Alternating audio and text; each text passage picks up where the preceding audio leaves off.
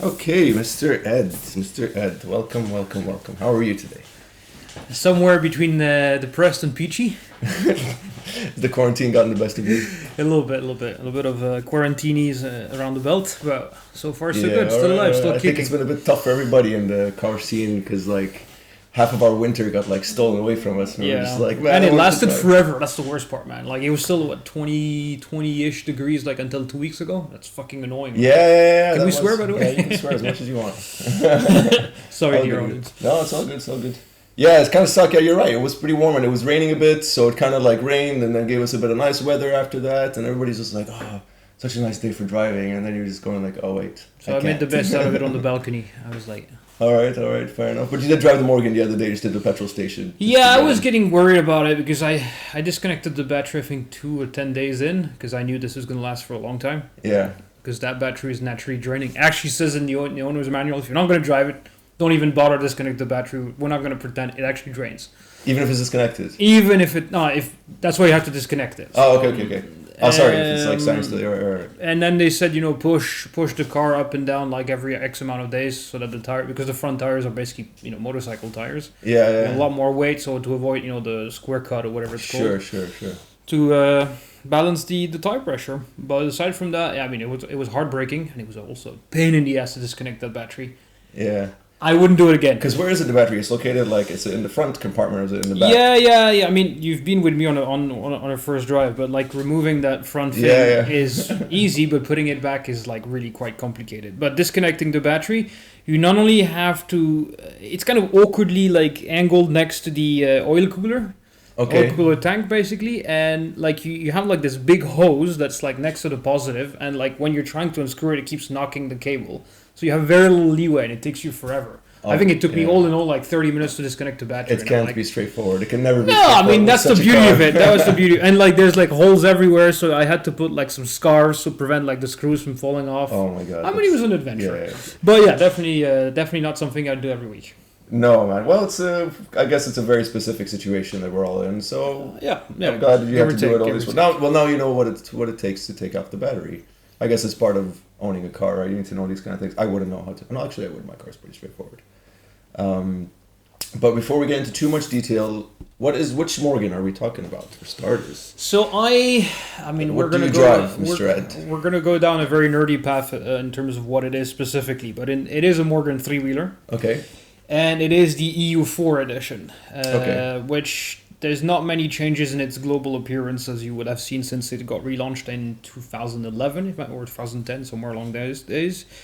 But the engine is a bit smaller, and Okay. the emissions, the strict emissions in Europe made it that it doesn't develop 100 horsepower, but around 70-ish. So was the engine brought down because of the emissions regulations? Yes. All right. You can bring it up with like some aftermarket things. And but is this specifically a European thing, or Yes. Yeah. So the American models are different? yeah, the American models still operate with the EU3, which is with the current engine size, the original engine size. Everything's Okay. more or less okay. It's a little less. It's a little lower.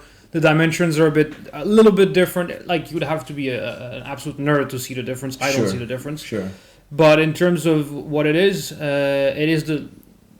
If I want to bring it back home, this one is immediately homologated, while the other ones wouldn't Yeah. be able to be homologated. Okay, so fair that's the enough, main fair reason. And it's the only EU4 in the whole GCC. So No way. yeah, Oh, because the other ones were about way older than yours, right? Yours older came than in, mine. like- Or I mean, for example, our dear friend Mohammed, the Morgan man, ordered Okay. an EU3 because he lives in the GCC, so he doesn't bother about doing this. It's slightly more expensive to have an EU4 because they have to do a few things. Okay.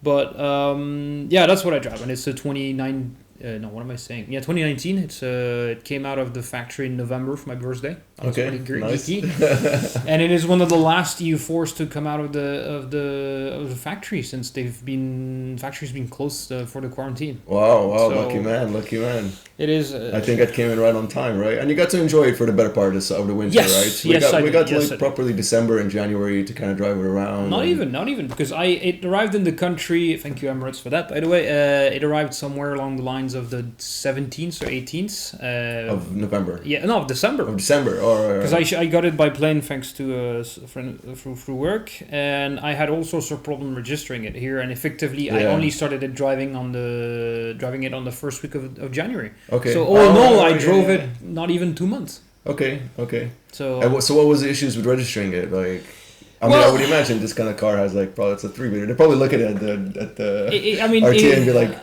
on, what this?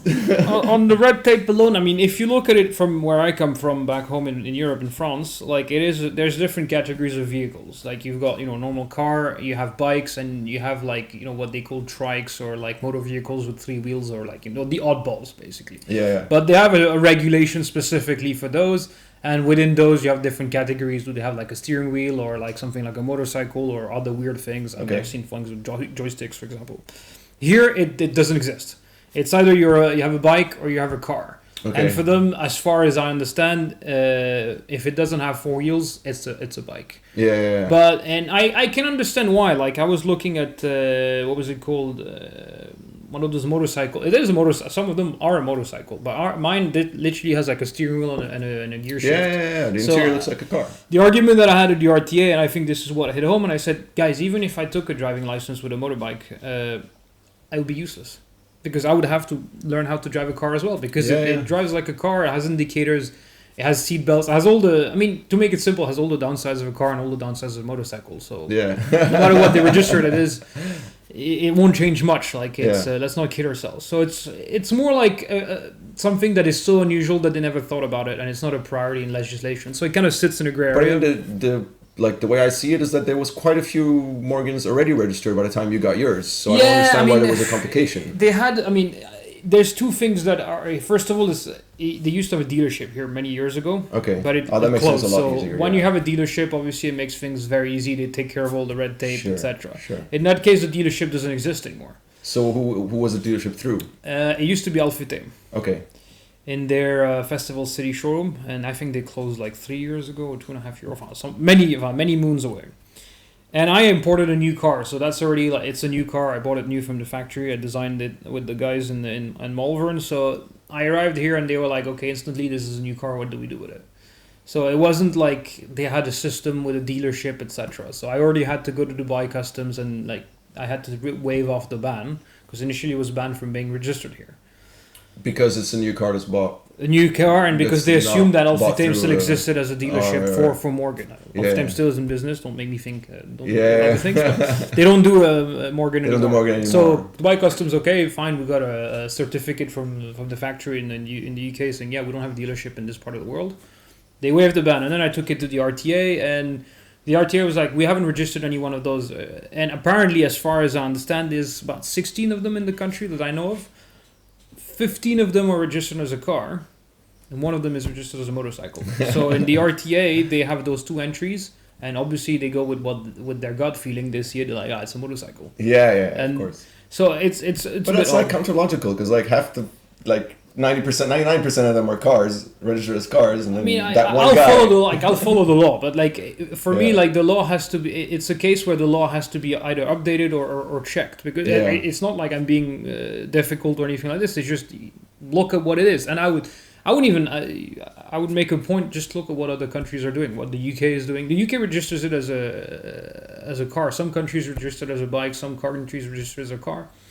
But Okay. if you look at it on a crash test levels, you're never going to make it. So whether it's a car or a bike, it's pretty.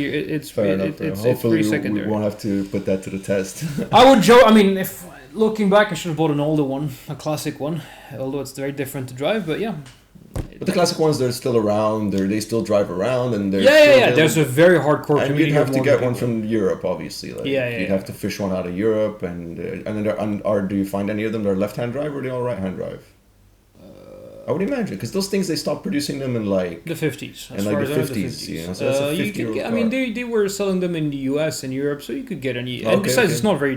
I mean, I know, for example, that I can literally take the car to the factory and like change swap the wheel out. wheels from Yeah, left to okay, right. okay. This is Fair very enough, easy. fair enough. Yeah. Um, Yeah, that's true. Yeah, because it has nothing to do. It's just a dashboard. There's no real like mechanical stuff. It's just Yes. the steering column. Because Yeah, everything's yeah. all the way up in the front. You know.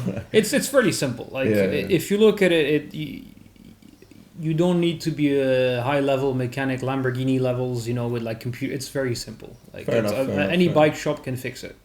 Cool. They'll still need the parts, but they will diagnose the problem very quickly. That's it's fairly simple. Okay. That's the beauty of it, at least. Cool. So you went to the factory to get it to actually put the order in and Yes. spec it and everything. Yes. So tell us a little bit about that. Like, I'll tell you tell the us about the truth. spec Yeah. to start with. You know, it's this beautiful, gorgeous blue, man. Like, So, in terms of the colors, I mean, the specs was you've been involved directly in the making of it, so that's probably gonna make you laugh. But like, I wanted something that was me. Like, the beauty of that brand is that it allows you to basically go to any extent and make it your own. Like, no Morgan that comes out of a factory is a carbon copy of another. There's always going to be a difference or something like that. And I wanted to make, because it looks like something out of the 1910s, 1920s, and I wanted it to make an homage to like the racers of back then. And it looks like an old car. I mean, I know it has modern technology, but I wanted it to look like something from the old days, because that's how it feels when you drive it. And I was reading a lot of books, and I was, trying to get involved into what was going on back then. And I realized that in the old days, you used to race your national colors, not the colors of the manufacturers, but the nationality of the driver.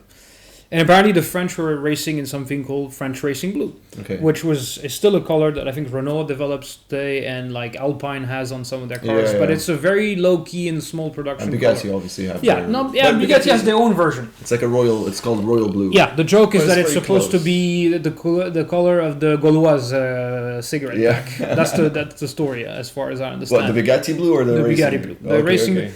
I mean, the French blue is kind of on what was called Royal French Blue. It dates back to the crown, so it's kind of an old color, but it's supposed to represent the color of the sky. Okay. And I made some research, and very few cars have this color, modern day era, and even fewer have it. When you say cars, you mean like Morgans or cars in general? Cars in general. Okay. Very few manufacturers allow this color. Yeah, I think like you said, Alpine. Jaguar had it as well on their XK. And I think it was on one of their limited edition runs, but it's a very rare color. So I was like, okay, it speaks to me. I know all the Brits are going to say, an English car with a French color, what the hell? Yeah. But screw you guys, make your own car. But you're a French man. I know. That's the whole point. And I also wanted something which was practical in this part of the world. I mean, it's sunny 300 days a year. I wanted black leather on Miguel's recommendations initially because he said it's classic. Yeah. But I always had a thing for tan leather. My first car was an Alfa Romeo, which had tan leather, and it was awesome. Okay. And we argued, you and me, for hours on end, and I was not sure if it would clash, and in the end, it turned out very nice. And I tried to, stick to that. I think tan leather fits well with a lot of different cars. Like, it's an easy color to fit with different combinations. It's like jeans for. But you have to pull it off. Like some colors, yeah. it clashes, or some colors it looks very odd. But like in that case, it complements one another. I mean, the blue is eye popping.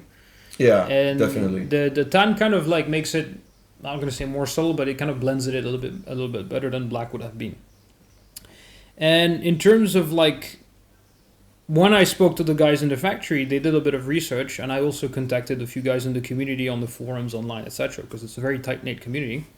And there's very few cars that came out of the factory with that color. Okay. And as far as I know, apparently one guy has a Morgan three-wheeler from the 1920s that he inherited from his grandfather or great-grandfather or something like that. And as far as he knows, that's that's the last three-wheeler that came out in color. Okay. And in terms of the regular car, is he French as well by any chance? Or? No, I don't. He only contacted me by PM, and I don't know. I don't know much more than that. And as a regular, I think a +4 came out in this color, as far as I saw on Google Images. But it's not a regular color that it was picked before. So at least I can say I have an unusual color car. Although there's plenty of blue Morgans as well, but that specific shade is unusual. Yeah. And I tried to avoid all the. A lot of people go with the Randalls of like the RAF or things like that. The stickers, the shark mouth. I initially was like, yeah, what the hell, I'll do it. And then I'm like, I'm pretty sure I'm going to get tired of it after a month.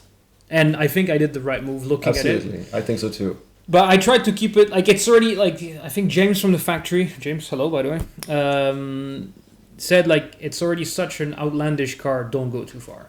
Like, you don't need to say, hey, look at me, it's already pretty. Yeah, it's already look at me pretty. It's already the car itself is look at me, and then the color is already there on it, and so I don't think, it's keep it classy, keep it so nice. That's on the spec side of things. I did put the heated seats. I know that's the only option that I actually put on the car, the rest is pretty much bone stock. So why the heated seats?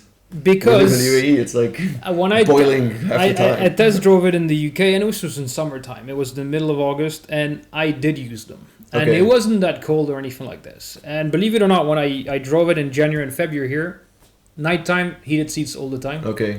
And during the day, very early mornings, I would also have the heated seats. It's such a bizarre thing to hear. Like I know, but like heated seats you're in the wind blast, so you get chills Yeah. very quickly. I get and you, honestly, I don't regret it. It makes a lot of sense. And though, I did getting it that because kind I of was car. going to import the car back home, and Yeah, it was going to make sense. And it was 400 pounds. I mean, I know it's money, but in the Yeah, end, no, it's not something I would That's all right. retrofit. 400 pounds. It's not that big of a Yeah, exactly. not that big of So an expense for heated seats. that's the only thing I did. I didn't do any aftermarket or optional interiors or anything like that. I Okay. kept it fairly simple. Fairly stock. Like, all right. Yeah. So I didn't go. So just the color is pretty much unique to that car, and Yeah.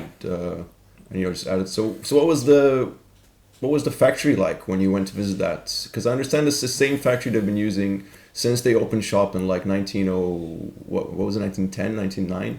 I something don't like think that. it's exact same one because I think they moved once very early on, Okay. early on, like in the just before the World War I or something like that. But the factory, the initial building is still there. This is where they have the management offices and the showroom / museum of Morgan. Okay. And it's a very unusual factory. I mean, I've only visited like 2 factories in my life. One is Renault, actually, funny enough. Okay. And the other one is those coach builder guys that are in somewhere in Bordeaux, which is very geeky anyway. But I never went to like an actual production factory, Sure. which is like similar to Ferrari. I think that's a good Lamborghini. introduction, man, Morgan. Like, because those guys do everything hand built, right? So it's Yeah, very, exactly, It feels exactly. very authentic. It feels very artisanal kind of thing, you know. Yes, I mean it. That's what the one main grudge I have with modern era is that everything has become mass produced. Even a Ferrari or a Porsche, it's still factories with computers churning it out. Like if they just turned the machines to crank Yeah, it to but I 11, mean- they'd produce more cars. For that kind of thing, considering the precision of these cars, you need precision tools to build them. Exactly, right? exactly. Because the Morgans, they feel very, Morgan. It's put together by a dude. You don't know if the wheel's gonna fall off or like. Yeah, Not I mean- that they're bad. None of they're badly built, but It's like You know. the factory is very unusual because not only they take advantage of the landscape. The factory is on a hill, so basically they build a car at the top of the hill and then they push it down the hill from building to building, so Okay. it follows gravity. okay. And like at the very top, they build the chassis and the frames, as far as I remember. Then they go to putting in the engines, the brakes, etc. So they basically start building the car with the wheels on from the get-go, and then they push Okay, it and down. then they push it downwards. And at the bottom is where the leather work is, and then once leather work is finished, it goes into polish and Sure. and checkups. So the factory alone is very unusual. It's not very big, and it's like some bricktop buildings. With it doesn't look like high tech or anything like this. They're the OG buildings from 100 years ago, and everything's made by hand. We left off talking about The the factory. factory. So she was mentioning how everything is kind of built on a hill where they kind of start the chassis on the top. Is it the chassis and the wheels and everything? on Yeah, top? they do it for all the four-wheel vehicles basically. The three-wheelers done at the very bottom of the hill, and I think for the first building is management and like the showroom / museum, and then it's like I think 3 different buildings where they build up the car on the wheels straight away, and then they push it down the hill and build it as it comes. Okay. So okay. every room has a different smell and a different ambiance, should I say? Like the wood room smells Yeah. so cool because they use ash wood. And no, the chassis is not made out of wood. It's the frame which is made out of wood. Yeah, it's the body. So it's not nothing's bad's gonna happen. It's actually quite durable. I think that at the moment they say over 100-year shelf life at least. So I put a Okay. lot of. They say it will outlast. Are there any like horror stories of people getting like termites in their car or whatever, or like It's any hard kind to of tell natural because the rot car or has fungus? been. I mean, the first 4-wheel cars have been starting somewhere in the 30s. So I mean, show me a car that's over like 90 years old that looks good today. Like unless Yeah, it's been yeah, kept yeah. in like a cupboard, You're right. stuff's gonna happen to it. And I think most of the owners, and that's what I enjoyed. They're not showpiece cars. People drive them. They're family cars. People go on weekends with them. They go on adventures with them. It's part of the brand identity, and I think this is where we went into a little bit further down. I'd like to speak about like the whole brand identity and why I chose a Morgan on top of like a Porsche or Okay. anything like this. The Morgan brand is not a very well-known car brand by any sense. I think if you ask a random person in the street, they would not know about it.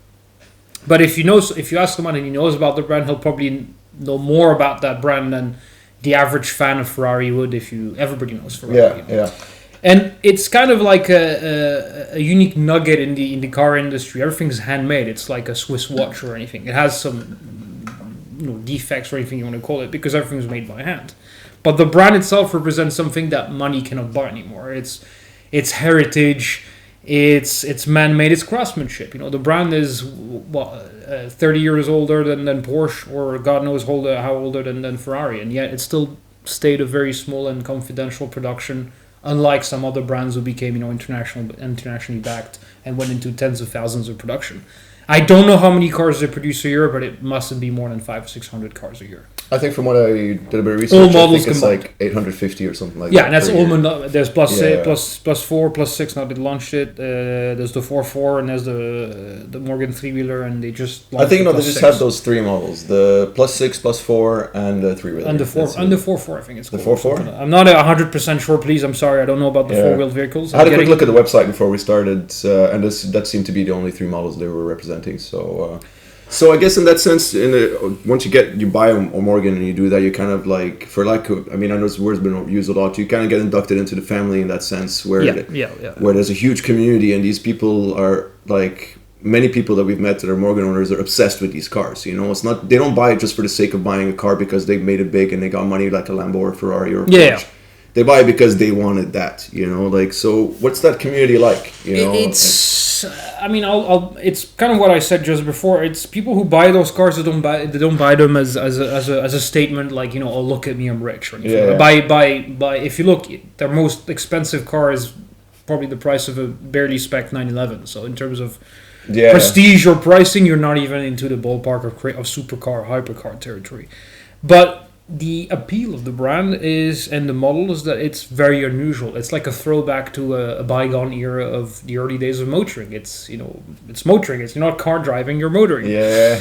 And we always talk about cars as lifestyle, but like with the Morgan, probably that's the only brand we actually have a lifestyle embedded in it the second you take delivery of the car. I mean, you saw with mine, I had to buy a tank driver's helmet to prevent myself from going deaf at over 100 speed. You wanted to. But like you have to. But I get what you mean. You need to have hearing protection. And you don't want to look like a construction worker, so you go with stylish stuff. 1970s tank driver helmet is the way to go. Sure. Dirty jacket. Everybody's your friend, as some other guys would say. Everybody. It's an adventure. Like you never know what's going to happen with those cars because they're handmade. Some things might hold perfectly well, and some other things might not. And people, the community, as you say, it's. The family is kind of a cliche, or sounds like Italian mafia, but it's more of a tribe.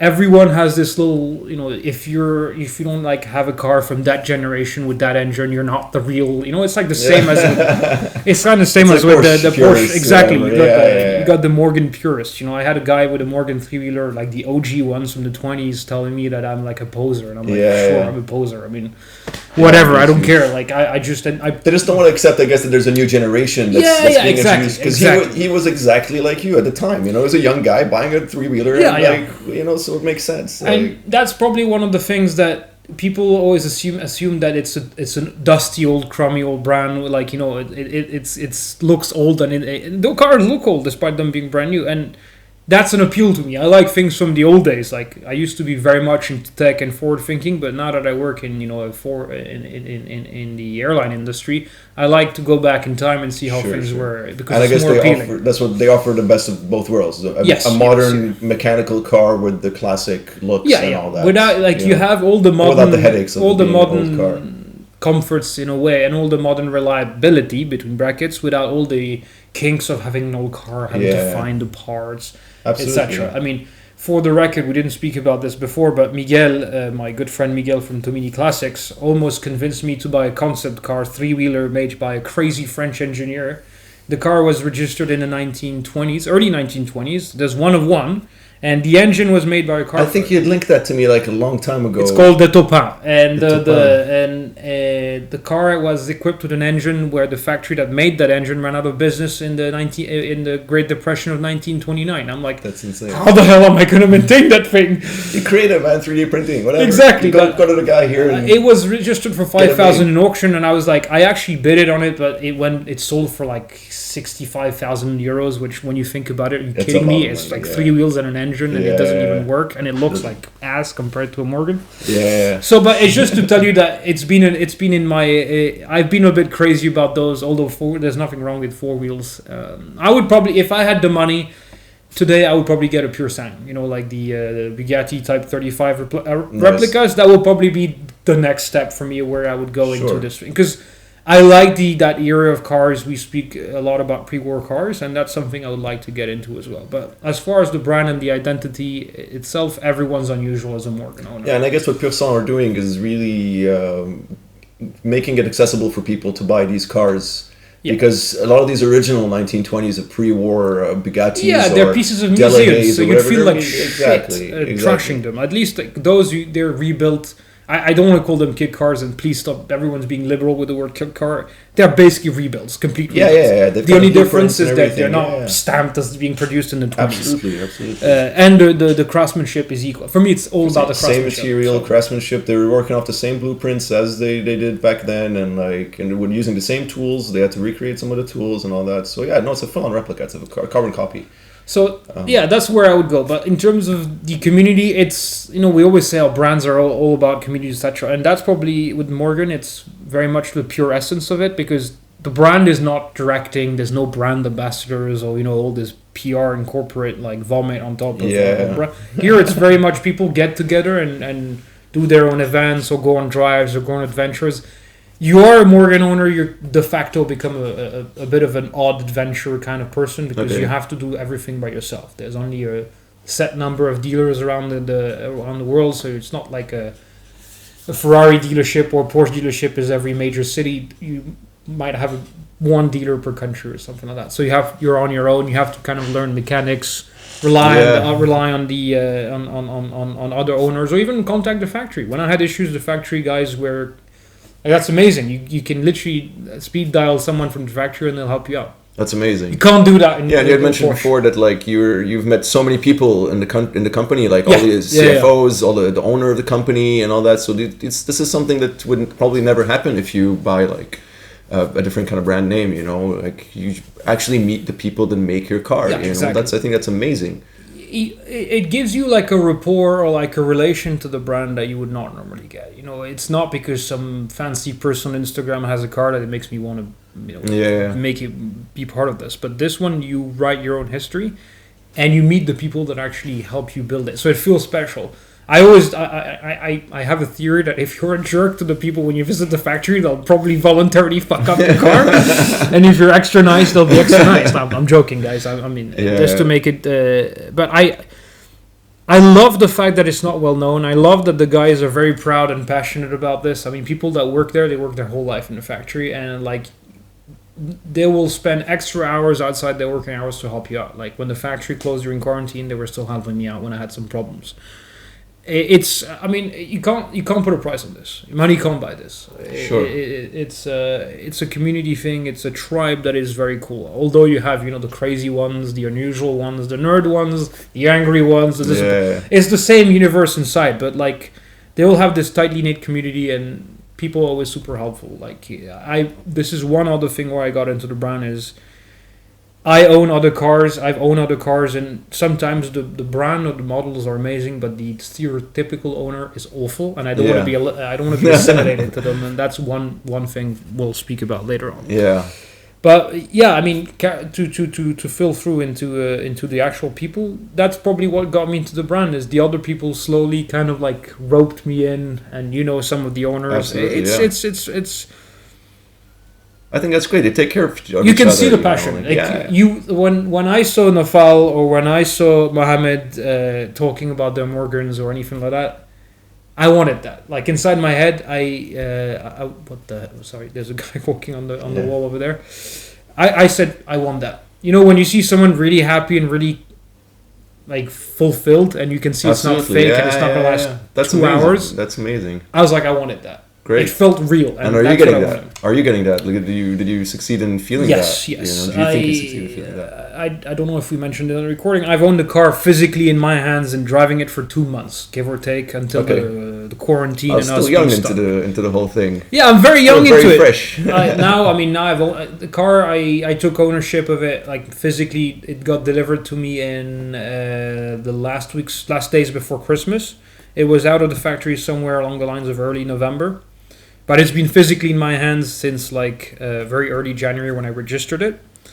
And effectively, in 2 months of driving it before quarantine, I put over 2,600 kilometers on it. So Nice. and as far as I've seen on the history on Craigslist or on Bring a Trailer or on the Bizzle or across on, that's a high mileage Morgan three wheeler already. Wow. Because people don't drive them. Yeah. It's an unusual car. And it's not even as a toy car. It's not your first toy car to pick. It's a fourth car, as the guys from Smoking Tires call it. Or You Alex drive it Rose. once a month. You drive it whatever. But in your situation, it gets a bit different because it's pretty much like your second car. I mean, there's also some purely technical aspects to it. We joked about this, but the average Morgan owner is not the youngest fox. Let's put it this way. I'm one of the younger guys. And Fair you've enough. seen there is no dignified way of getting in and out of that car. And if you're an elderly gentleman, my God, it must be so challenging. Like That's true. My dad is 85. He tried. Yeah, it it must be a tiring experience overall, like because it's again you're exposed to the elements. It's not Yeah, easy you to are. drive. The clutch is like super heavy, everything. So it must be tiring for these older folks, like you're saying. to drive. Exactly. And the way, I mean, for the life of me, I do not know how you But can then drive there's- this in Europe when the weather's trash. But every then 2 there's days. that guy that's going around in India with his wife. He's Yeah, just and the guy got operated of like I can't remember what he had, like a heart attack or something, like heart surgery or kidney surgery. That and guy's he- crazy. He's doing so. So tell me a bit about that guy. What is he doing exactly? He's doing like a tour of the world, or is No. he doing a tour of- I think he wanted to raise money for charity, Okay. one specific charity in India, and I think he never been to India or something like that. He actually follows me, so he might actually be on the stream. As far as I know, he wanted to raise awareness about that charity in India. He wanted to take his Morgan to India, and I think he just wanted to have an adventure. Because he said there's no age to be adventurous. I think the guy's in his late 70s. Okay. And I think it took him 10 days to cross India, or like 12 days. Full day drives with his wife. Out of all places, you don't know. I don't know if some people would like to just get stuck with their wives. Yeah, from the videos I saw, she was very like happy to do it. Clearly, She was, like- you can't get a Morgan three-wheeler without getting spousal approval. There's no way. Like, your wife's gonna kill you if you don't like. I love my wife. My wife lets me do everything that crazy. Love you, honey. But yeah, they had a ccrazy adventure. I don't know if you saw the picture of the guy. There's the Morgan three-wheeler and an elephant. Like the guy. I think I've seen it. It's not like, and the like, I don't know who was more surprised, the elephant or the Morgan owner. Probably the elephant's probably used to that. They get like a lot But of there's tuk-tuks around there. lots of adventurous guys like this. There's a I think he's British. He owns a three-wheeler and he's crossed it in the US all by himself. He went to like the North Cap in Norway. So it's clear, like even the Morgan employees took their Morgans all the way to the Arctic Circle in January or February with the top down. And I'm like, you guys are insane. Seriously. So clearly, like you have to have balls of steel to do those adventures, and I that's appealing to me. Like a lot of people would Fair be enough. absolutely not. I want comfort, or I want fame, or I want reliability. Yeah, all three yeah. combined. I wanted none of it. I wanted adventure. Sure. I wanted something which money cannot buy. From an old day, like where safety was considered, tenth important. It was all about the experience, and experience comes with a little bit of danger and uncertainty. So that was part of it. So speaking of adventure, you mentioned to me that you wanted to do a cross Arabian Peninsula kind of drive. Yes. So you wanted to go coast to coast from Fujairah to I don't know where. Tell me a bit about that. Well, the genesis of this is I mean, since a very young age, it runs in the family. My dad has probably been in 130 countries. He's been to war-torn areas. I did kind of the same. We're adventurous people in the family. It runs in our blood, and I always wanted to go on adventures. Dubai kind of tamed me down, and it's always running in me that I wanted to do something that is unusual, and I got invested quite heavily into the car community here. I mean, I did my whole car interviews with you. I'm part of Dubai Drives. And I tried to film a lot of the car community. And I wanted to do something that is proper to me. And I can't speak about this project without speaking about probably the original gangster or the mind that inspired me.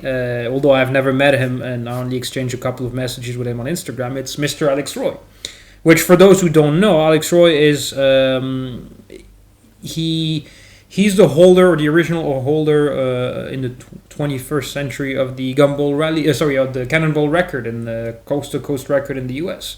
that had not been challenged since I think somewhere in the late 70s, early 80s. So he broke that record in modern day era with speed cameras, cops and helicopters. Yeah. He broke that record. He did it in what, like in an M5? Yeah, like in E39, I think. Exactly, which world famous, the Polizei 144. Shout out to him, by the way. Yeah. And he did it again. He owns a Morgan three-wheeler, and I think he did it 3 or 4 years ago. He did coast to coast in like an atrocious amount of hours, but he did it nonetheless. And it must have been miserable. It looked miserable. Yeah. Every fiber of my being goes, what the fuck's wrong with you? And these guys are driving like non-stop. It's just swapping drivers. That's insane. For And like what, 20 hours, 24 more hours? than that, like I think it's like 48 or 50 Holy hours. Fuck, man. That's And so like crazy. it looks like a bathtub. Nobody in his right mind, when you go to your bathroom and there's your bath there, you go, I want to be 48 hours in there with a friend. No. Yeah. Unless you're and you're weird. like shoulder to Unless shoulder. unless Ali and Ahmed, they probably love being in a bath together. Jokes aside, I was like, this is incredible. Like the guy said, most of the records that we've broken down with the Guinness, nobody has challenged them in years, or sometimes we're the first. And I was like, it made me go think as well, like what is there in this region? Because it doesn't exist here that much. I checked the Guinness World Record. There's the biggest amount of Ferraris in one space or something like that. But there's nothing individual records, because obviously the law here is pretty strict, etc. But nothing of that nature on the endurance side of things has ever been done. And it got me thinking, I'm in the Middle East for 10 years now. I've recently been to Saudi. It's a beautiful country. The landscapes are very unusual. And it's an area where very few people have an understanding. And I always take custodian defense of this region when I go back to Europe, and I say, the Middle East is not what you see on TV. People are normal, they're regular Joes that get regular lives, etc. And I figured out maybe this is a tool to, promote this region or make it look in a good light. Have my adventure, take a car that has never been in that part of the world as well, and experience a bit of that original, untouched Arabian experience. And it got me thinking, who else as a famous white dude ever crossed this region? And the only person that I could think of was either that writer that Anna was, who is reading a book about, or T. Lawrence, aka Lawrence of Arabia. Those are the only ones I know who are experts in this region. It's probably a lot more, but there's nothing correlated. So it got me thinking, why not do it? That's an experience. Probably, if it's been done, it's not documented well or anything like this. Right. I want to do it properly. I want to broadcast it. I want to make people aware of it. A bit similar to that Trans-India Challenge. I don't care if I'm going to be spoken in Jalopnik or whatever, but I want to make it something like I can say I did it. And then when I walk into a meet or an event or a bar or whatever, I can say I fucking did this. Yeah. And everybody's going to be scared of me and probably thinking this guy's wacko. But it's not. I think it's going to be an interesting story to tell, once you do that. So how far along is that? Well, obviously now the quarantine and this whole crisis has kind of put a lot of things on hold, but yeah. So when do you think you would envision doing this?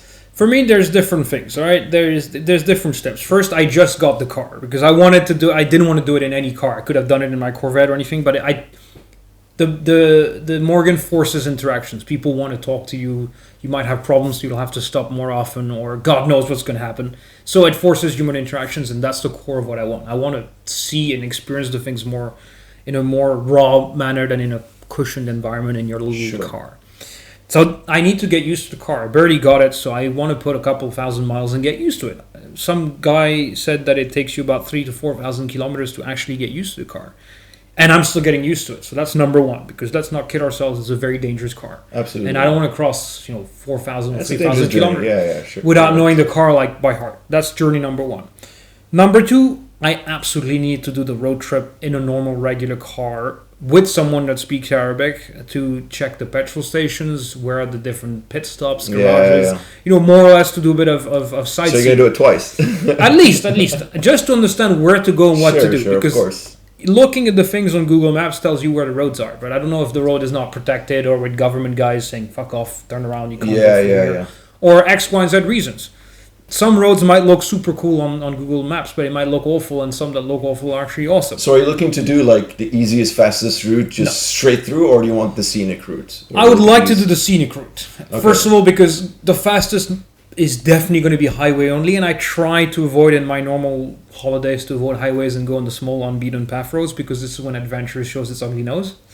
And number two, I want to discover Saudi at the same time. And I also want to go where the less traveled roads to meet the less touched communities. And because Saudi is going through such a transformation at the moment, that's probably when I'm going to meet the OG Saudis that are still living like in the old days. And this is probably going to meet... Hopefully. I'm you're not gonna sure meet, how many of them still out there. I mean, as far as I can see, another shameless plug-in for Mohammed Kazim, which is an Emirati man that I respect and is a good friend of mine. He goes on cultural tours in Saudi, and there's so much heritage and things that is unseen. I'd like to discover it, and how cool would it be to be in that scene? I'm sure the natives, we're gonna be to call them that way, are gonna be a lot more willing to open up to what's special in the area to someone looking out of an adventurous steampunk movie in a casket than showing up in a Nissan Patrol, or no offense to Nissan Patrol owners, but in a regular car. You're not going to be like the regular Joe, and you're not going to get the regular welcoming. Yeah, I guess I'll understand that this guy's definitely on some sort of mission. Exactly. And they'll go out of their way to kind of make your spit stop worth it, So yeah, that's stage 2. Stage 3, I need a crew. Like a bank job, I need a crew. So I basically need a co-driver. Okay. I need I'm a shit mechanic. I'm not gonna lie. I know nothing about. I try really hard, but I'm not gifted with this. So I'd like to have someone which knows the car. I have a few suspects in mind. And I'd like to have like people to document it, either like cameraman and photographer. I mean, Anna's is the designated photographer unless she says hell no, but she'll take any excuse to go to Saudi, so I'm fine. And depending on what role you want to take, a videographer is definitely one of that, and a driver, and probably like a trailer in case it breaks down and we have to shamefully turn around. But yeah, that's pretty much it. Small operation. Pretty sure you can fix anything that's wrong in that car on the spot. I mean, it's I such don't a basic fuck build. it up as well. And then afterwards, the last part is going to be getting sponsors or anything like this. But it's not. I'm ready to actually put my own money, put my money where my mouth is. I would be if I don't lose my job and things don't go south with this bloody quarantine. I would actually pay it for myself as well. Sure. I'm not doing it for anybody else but me. Like or whoever wants to embrace the project. And so far, the answer from most people is, "What the hell's wrong with you?" And all the Morgan owners have said, "Do it." And all the car guys in the community it's been a mixed bag of answers. Do it. But again, I'm not a big track guy. I'm not so much interested in going in drag. I like things that are. I like the adventure, and adventure is not something the open road. Exactly, like in the old-fashioned sense of the way. Like I like to be odd, and now that I've done most of the UAE on road and etc., I want to discover new areas. And Saudi is basically no jokes aside, the mecca of new roads. Like no pun intended. There's so much unspoiled territories and crazy roads that I'm sure are unspeaking in the community here. They're far, obviously, but how cool is it to be first? Yeah. Absolutely. It's like uncharted territory. Like it holds something special to me. And doing it in a Morgan 3-wheeler is gonna be like crazy. I mean, there's monkeys in the mountains. It's gonna be insane.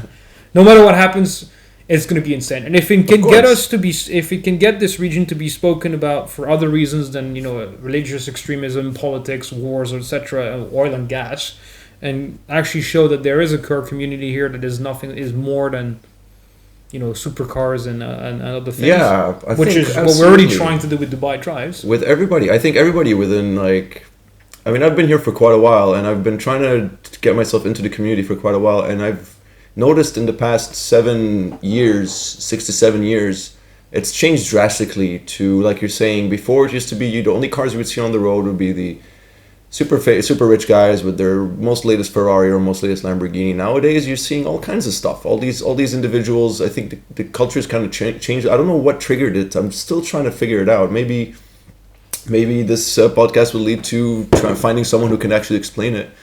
It kind of switched, and suddenly you've got a bit more of this community that's created, and Dubai Drive spawns out of it.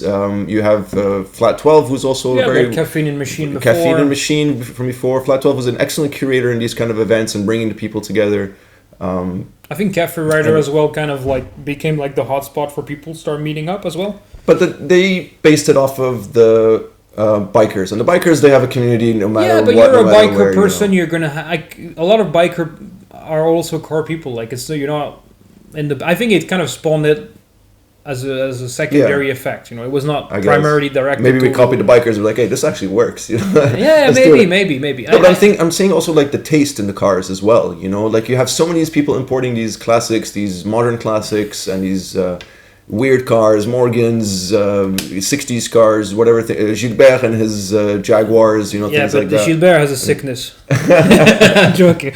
But seriously, I think it's also come to the fact that this city and this country has matured a lot. Like it used to be the land of superlatives in like the 2000s, and before that it was like in its infancy or in its teenage years, and then suddenly other people's, you know, I think I remember reading statistics saying that the average person in Dubai used to live here 3 years, come in, make money, and leave. Yeah. And then when the crisis hit in 2010, a lot of people that would make their career, their money here, and go back to to their home country, suddenly didn't have any means to go back to the home country because the jobs were not as good back home. And people realized, like, why should I leave? Should I stay here? And I'm the perfect example. I'm here 10 years, and I thought I was going to be here 18 months. And suddenly you're like, okay, I'm here for long term. I'm going to start bringing stuff then that doesn't spawn in a showroom. So that means bringing cars that were special to you. And like you can see amongst our friends or our connaissance or network people within the car community, people suddenly stopped being afraid of like bringing all of this because suddenly you knew it was possible. Like you knew you could bring that odd car that was made somewhere or something like that, and you knew that the RTA would accept it. I kind of think it demystified the fact of bringing a classic. Okay, that's one thing as well. And also, like, you know, motion creates emotion. You see someone doing it, you do it. Like I would have never done it without Mohammed. I mean, Mohammed, I drop my hat to you. I would have never bought the Morgan 3-wheeler if Mohammed hadn't done it because I was so scared I would bring it here and I wouldn't be allowed to register it. I would have probably gone for a classic. So it breeds, you know, new breeds of adventurous people, breeds new people. It's like, I think it's self-serving. And I think it's really right now it's really, that's what you're saying, that momentum and that motion that's been created. It's accelerated exponentially in the past like 2 years. Yeah. And I think it's not going to stop anytime soon, which is amazing because I think the car culture here, not that it needed it, not that we were lacking car culture. The car culture has always been here. Emiratis love their cars. We all know that, you know, but they seem to do it on their own. I'm happy. I'm proud to say, like, in my whole, like, even you with the Renault Club, that we all took like a little bit of an entrepreneurship aspect to the car community and like invested ourselves in doing some things. Like I cannot take credit at anything for Dubai Drives. I just film and do my own things. But I took it upon myself to say, you know what? I want to help this be known because like this is when you meet the best people, and I'll make sure to because you know we all do those events, but if we don't remember them, like I try to take pictures or videos. Even though we post them on Instagram, I cherish those memories. Like it's crazy. Like of course, I had like a massive case of FOMO yesterday. I was watching all my old travels and videos of events, and it's awesome. So it's documenting it and seeing it happen. It's like a kid. Like the car scene here, like in its current format, has gone from like, you know, baby ship or kid being a kid to like being full on puberty kid, and it like can see how it's growing super fast. I think we're way into adulthood right now. I think we're not there yet. We're not there because I think one will be in adulthood, like when like Flat 12 or Dubai Drives or whoever like spawns out of this starts having like a regular like scheduled events, like you'd have like a special festival. But they do. Like almost every weekend. Yeah, but you don't have like there's not like one key event a year. Like I think the one that Car Culture was doing is probably the biggest one so far. I heard that's done. I heard that's so they like went out with a bang. If there was something like, I don't know, maybe it's if it has happened, it hasn't become mainstream yet. Once you have something become mainstream, that's it. Yeah, you know the scene is set up. But they have like, there is the Gulf Car Festival. Yeah, but that's like very commercial, and the cars they attract is like the, you know, tuned Mustangs or the tuned, like I don't know, I don't particularly relate to that scene because it's just you get but I mean that's an event. It's like people bouncing off the red limiters, you know. I don't think it's a fun event to go to. Like you want to hear yourself think. Right? It's a shame that these kind of events attract these kind of people. Like what's the difference? There's an event for everyone. Like you're not going to catch me there because it's not my style. But if people love it, you know, it's a free country. They can go there. So, I mean, we'll see what happens. It's still developing. Like, you know, we're a few years... Once you have an event that goes into 10-year anniversary, then you know that's serious. Some of them, I think, are like 3rd, 4th edition. And we'll see what happens. If I mean, those events even- don't happen during tough times, that means they were not legit. Yeah. If they happen no matter what happens, rain or shine, then you know you got something real. I mean, you got the motor show even that's like slowly getting smaller and smaller, and like a lot less companies are kind of investing in Dubai Motor Show. Like, I don't know what that really means. Does that mean like there's no interest anymore in going to a motor show, or just people don't want to invest in it, or people don't want to put money into it, or there's a lot of, like when I went last year, it's like maybe half the brands I expected to be there weren't there. You know, like big brands, like I think the Honda wasn't there. I think it's also things like related that. to It's now so weird. with the internet and with social media. Brands don't necessarily need to do physically something to launch commercial models or anything like this. There's so many ways now to get the attention of people that driving people into the event, you might get a big footfall of, like, I think the one in Geneva is maybe 1 million or something like that, which is, well, how many people live in Europe? 400, 500 million? That's 1 out of 500 Yeah. people. So, and you probably get a lot more reach out of social. So who knows? Maybe that's why. I mean, I'm not an industry expert, so I'm not even going to say anything on that thing. Fair enough. I want the auto show to still exist because I'm still a 5-year-old deep inside and I want to see the cars in real. Exactly. And you got all these kind of crazy concept cars that get shown Yeah, there. yeah, That look so much better seeing them in real than seeing them in a picture, you know. So that's Anyway, that's the one aspect of it.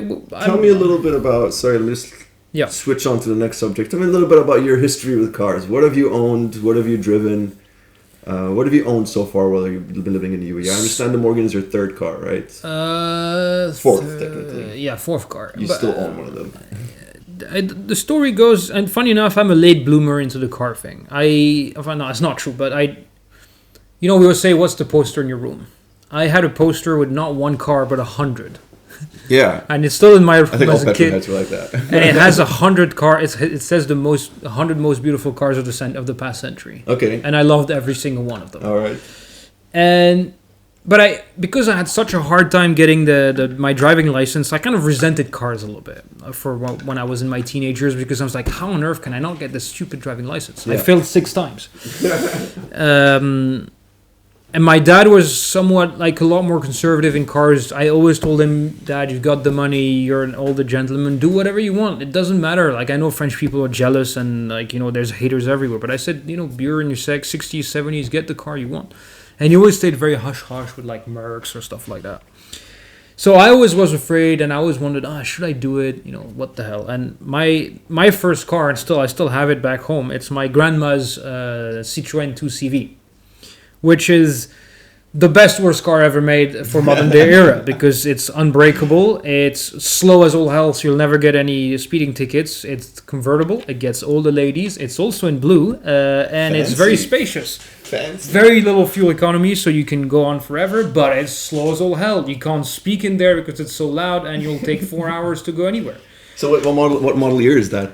I'm not 100% sure. I think like it's the 50s, late 60s. Late 60s, if not early 70s. Because we had one very before familiar with with the those. hand crank, but it got stolen. okay. And we got this one as a Alright, fair replacement, enough. before I was born. But Who would steal a 2CV? What the hell? a homeless person, apparently, or something like okay. that. This was like a long time ago. So that's my first car. And then for a brief period of time, it wasn't really my car, but I owned like a Chevy Cruze, I think, that I Talk to me boring cars, man. yeah, but I I leased it in Syria. It was when I was working in Syria. I didn't really own it or drive it, but my name was on the lease, so I should mention it for legal purposes. Sure. I don't sure. recall. And my first real car that I bought here in the UAE was my Alpha 156, manual, red, with So the GTA. with the Alright. speed phone dials, Oh, tan nice, leather, nice. and all sorts of kinks. So where did that come from? Like, was it one of those Japanese imports? No, it was owned, actually, this car is GT specs, believe it or not. Oh, wow. It was owned by 2 people before me. Number one was an old connection of mine, which was a real estate, Portuguese or Brazilian real estate agent, who sold it to me for 5,000 dirhams.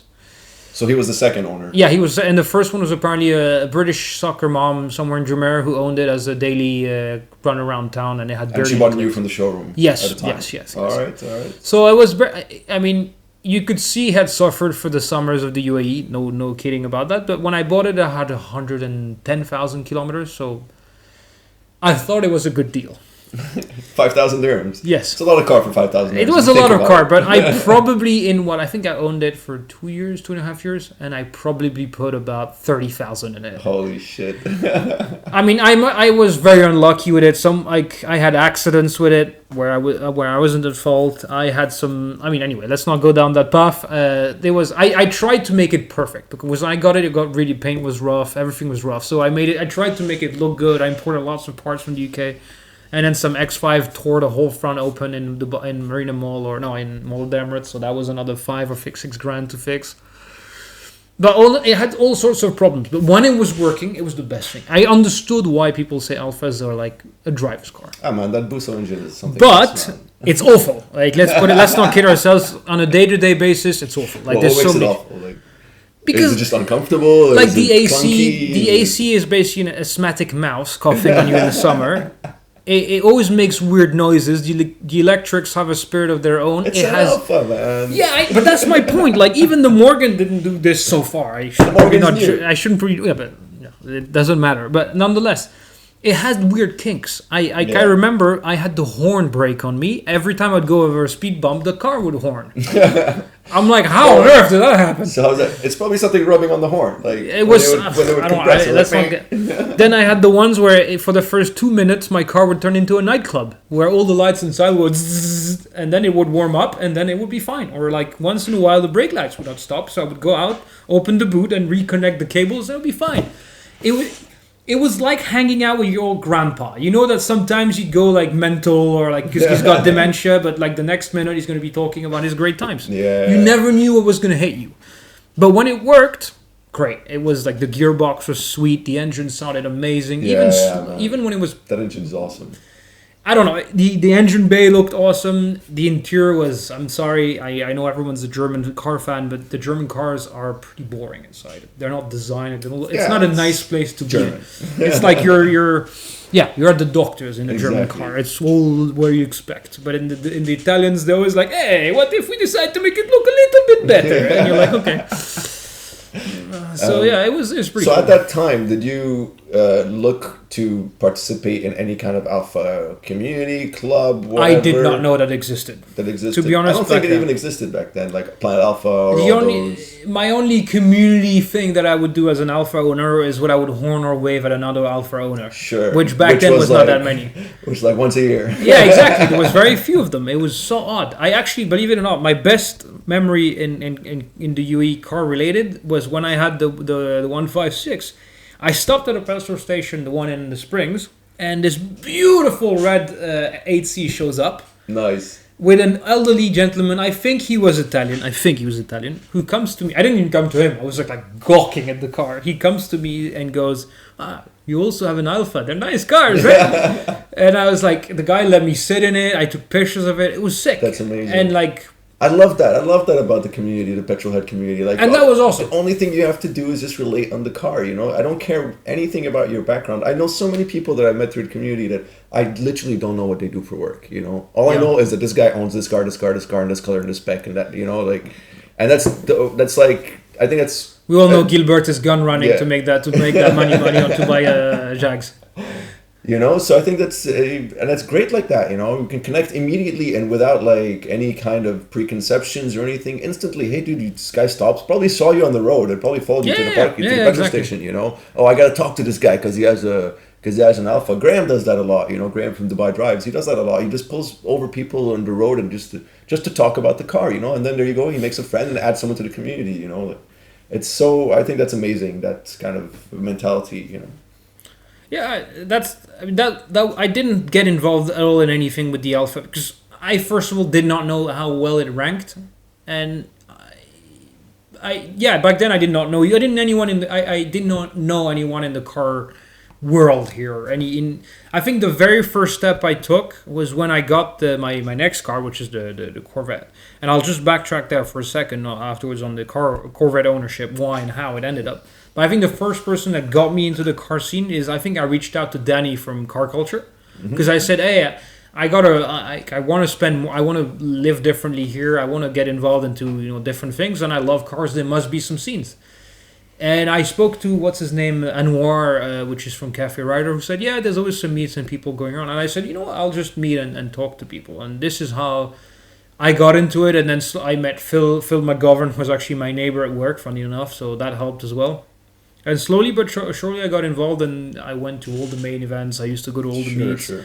I even started So my that's own meet with you. Post Alpha ownership. Yeah, That's and then when I you got involved in Corvettes. Jack as well. So things started going slowly but surely into the right direction. So that's how I got into the scene. And then you know people that know people that know people. And then suddenly, when we went to that crazy mountain in Hatta or wherever in Fujairah with Mohammed and what's his name?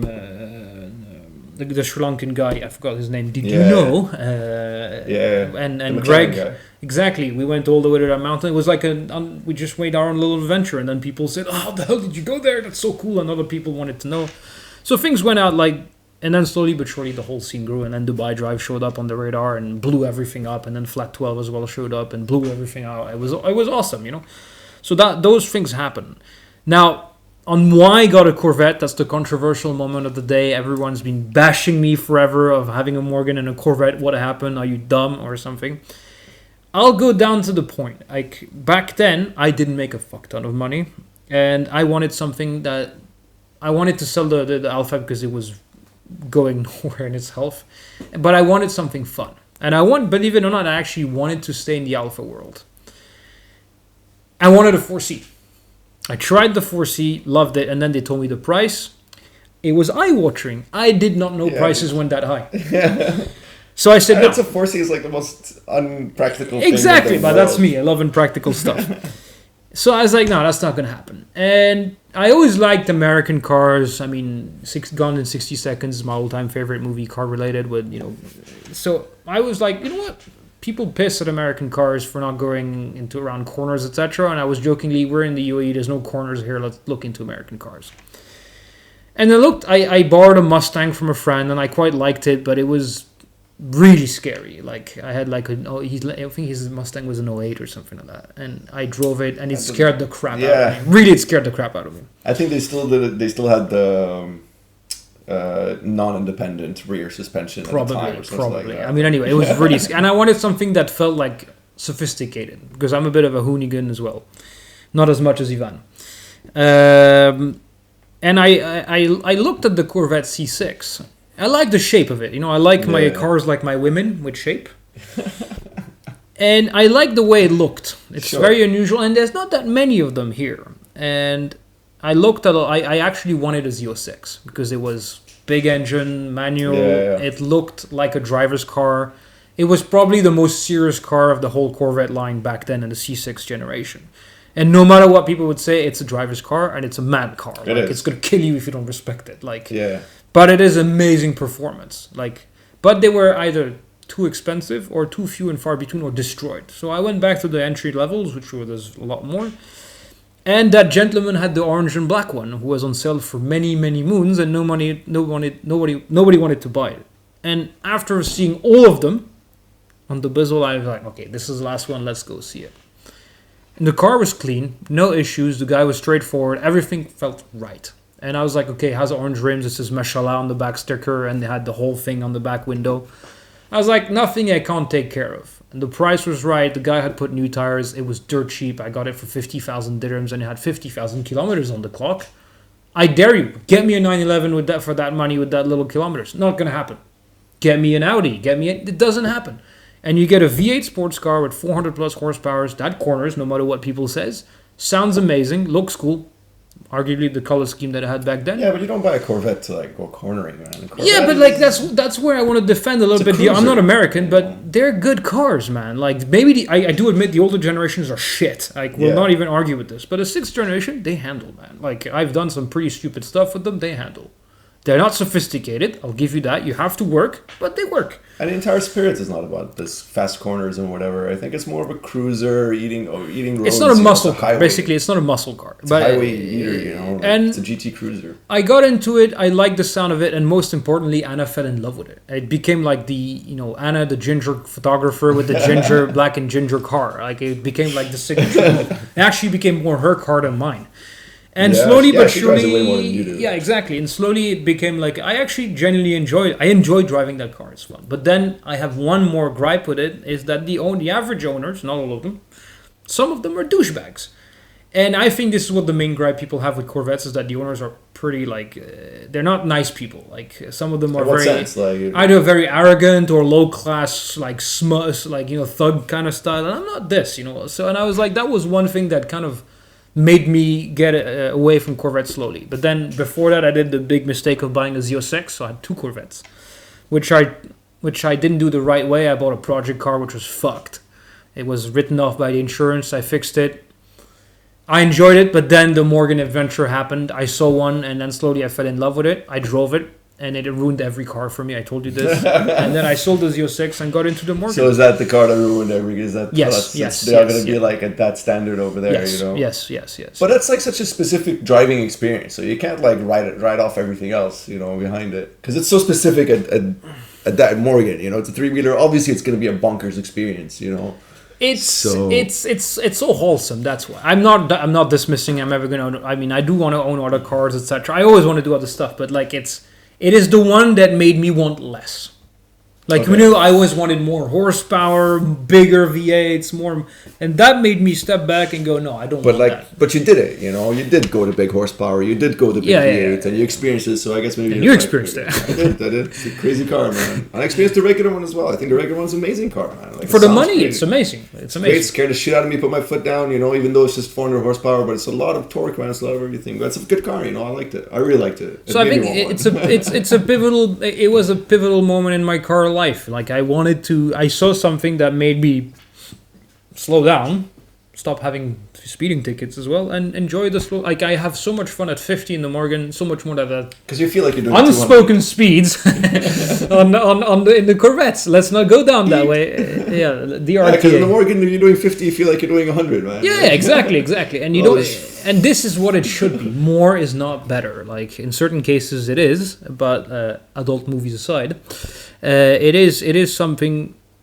that is disappearing. Like the cars today are so much for us, the average guy. I don't think the average guy can drive a car that comes out of factory at its full potential. There's no way unless you've got Absolutely. You have like all Le kinds of Mans driving computers that experience. help you, man. And that's also one thing that triggered me massively is I drove the MP4 to the middle 12C or whatever. Dear McLaren, change your names.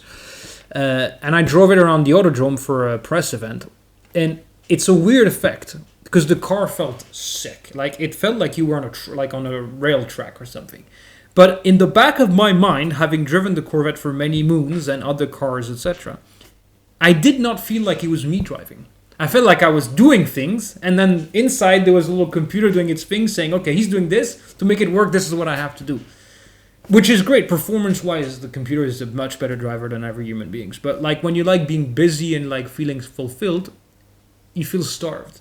Yeah. Beyond the like overload on senses, once this evaporates and it becomes like more the norm, you want to go back to like the older ways. And this is why I think people buy classics. Aside from wanting to buy their poster car as a child, it's also because they want to go back to something more raw and visceral. That's why everybody wants to save manual gearboxes and all that crap. In theory, they're shit. They're like double clutch is much better. A computer is much better to. Absolutely.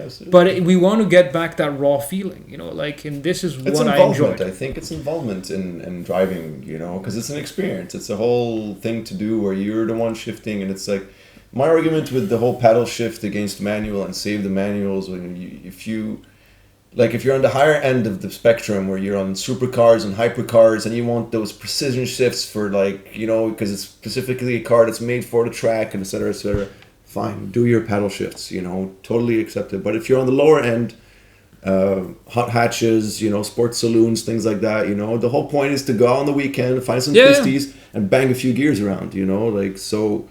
I don't understand why everybody's kind of going to that shift where automatic is taking over. They're killing, in my opinion, they're killing a lot of hot hatches in that sense. The new Clio RS, the Clio 4. Oh, he's being controversial here.